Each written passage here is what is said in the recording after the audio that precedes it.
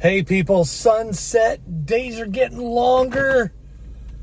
This day at the shop, we had a Ford Explorer performance vehicle come in. All right, this is a ST Ford Explorer, which means, you know, it's like the SRT in Chrysler, right? It's a Ford Performance twin turbo, 400 horsepower, 365 to 400 horsepower, 405 pounds of torque, something like that at the back wheels there. At all the wheels, I don't know.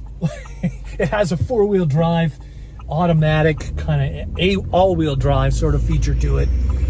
But the interesting thing about this vehicle, it was in my bay. I was learning to update software, all right? So it was in to have modules updated and such. It threw a code for some reason, and we just updated modules, and I drove it for a while. Fast, all right? This thing is off the line. OMG. WTF, like what the Ford, right? I'm like, this has a 6-cylinder engine. 6-cylinder. Twin turbo. 3-liter, right? Like Vicky the Van is a 3.3 liter. So they stuffed 400 horsepower with the twin turbos on a 3-liter V6 engine, which is remarkable. And it kind of, you know, but also, so another fact about this vehicle I wanted to clear up is that it's a police interceptor. All right? I know some of you guys are like, oh, I got this and it's cool. It's cooler than the police car. No, it's a police car. It's a police interceptor. You know how I know this? Because when I pulled it up in the shop manual, because we go on to, you know, we have computers there and we have all this data and information at our fingertips. And when I pulled up the VIN number for this here vehicle, Police Interceptor, Ford Explorer popped up, which is still pretty cool, right?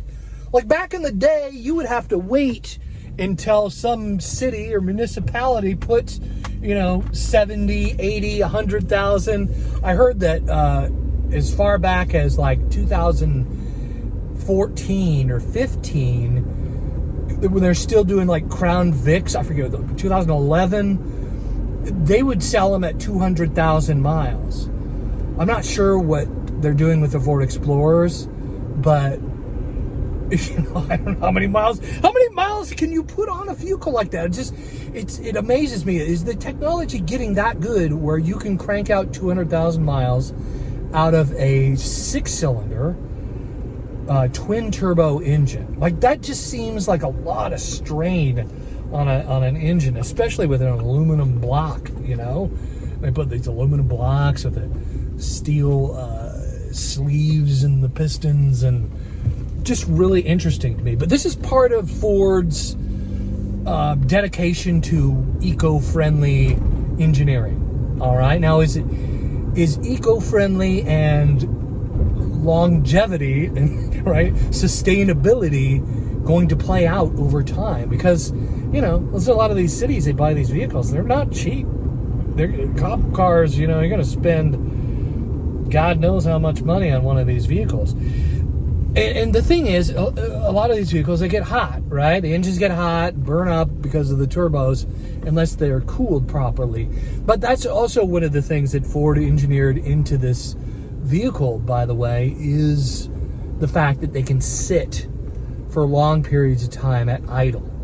Now, that's not good for cars. It really isn't. The longer you sit in traffic, especially if you're in a very climate, right? The climate is hot. Like if you live in Arizona or someplace like that, and you're driving any kind of vehicle with a water-cooled engine, man, it's going to get hot. It's going to get hot and it's going to wear down faster.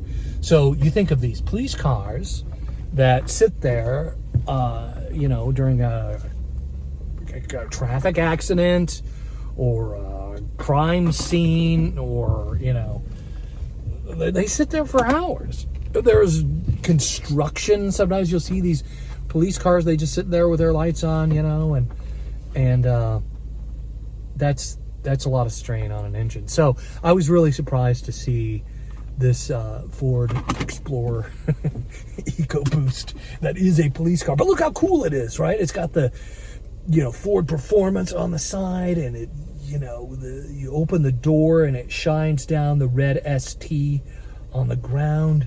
Like, how cool is that? I think it's pretty cool. But I wonder if you bought one of these and you're driving and you're late for something and you get behind people if they think you're the police. So everybody slows down, right? So everybody who has a Crown Vic knows this. You get, you know, back in the early 2000s all the way up to, right, the 80s, you get the Crown Vic headlights behind you. It's like, uh-oh, that's probably the Popo. Better slow down. Hey, thanks for watching.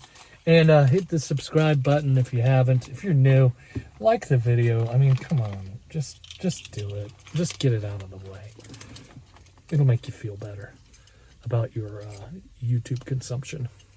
I promise. It's good medicine. Like button. Don't forget to subscribe, and why not watch another video? Stick around!